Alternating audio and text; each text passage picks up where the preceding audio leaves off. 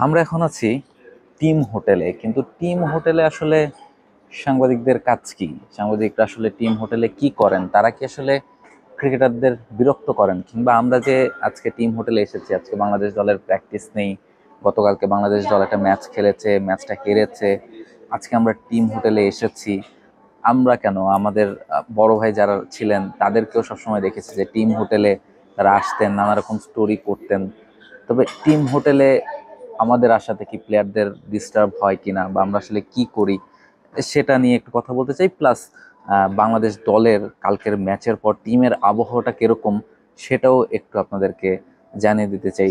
মূলত ব্যাপারটা যেটা হয় যে টিম হোটেলে আগে যেটা হতো, একটা আইসিসি বা আইসিসি টুর্নামেন্টে গ্যাপ কিন্তু অনেক বেশি থাকতো। একটা ম্যাচের পর দেখা যেত যে 4-5 দিন বা 6 দিন পরেও আরেকটা ম্যাচ খেলতো টিমগুলো।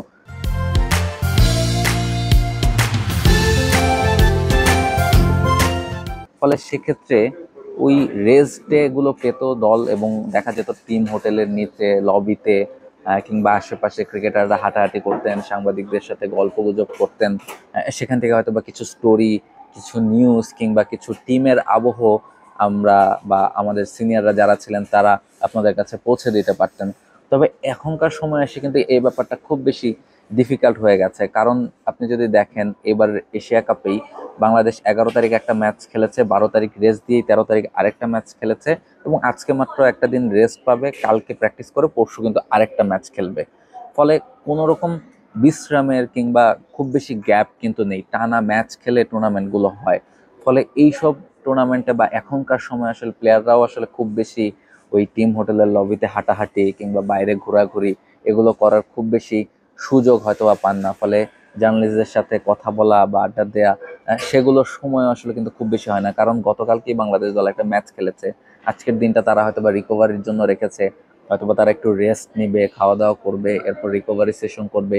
টিম মিটিং থাকে, টিম নিয়ে প্ল্যানিং থাকে, নেক্সট ম্যাচটা খুব ইম্পর্টেন্ট আফগানিস্তানের বিপক্ষে, সেটা নিয়ে কিভাবে প্ল্যান করা যায় সেগুলো নিয়ে হয়তো বা নিজেদের মধ্যে কথাবার্তা হবে।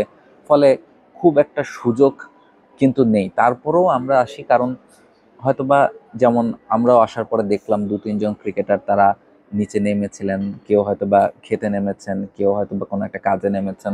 ফলে তাদের সাথে কথা বলে টিমের আবহাওয়াটা বোঝা যায়, যেহেতু শ্রীলঙ্কার বিপক্ষে হারটা বাংলাদেশের জন্য একটা বড় ধাক্কা। ফলে সেই হারের পর বাংলাদেশ দলের মেন্টাল স্টেটটা কিরকম, তারা আসলে কিভাবে প্ল্যান করছে, কোন মেন্টাল স্টেট নিয়ে তারা নেক্সট ম্যাচে আফগানিস্তানের বিপক্ষে মাঠে নামবে, সেগুলো কিন্তু বডি ল্যাঙ্গুয়েজ থেকে কিছুটা হলেও বোঝা যায়, এবং সেটা বোঝার জন্যই মূলত আমাদের আশা এবং আপনাদের জানানোর চেষ্টা।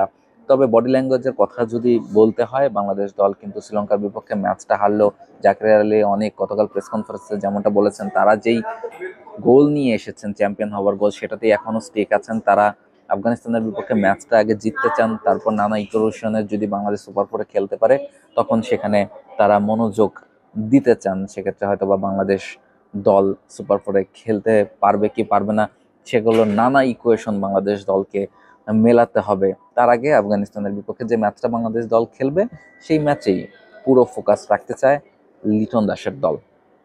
আবুধাবি থেকে রাহুল রায়, T Sports. For more updates, subscribe to our YouTube channel and click on the bell icon. Follow us on Facebook and Instagram.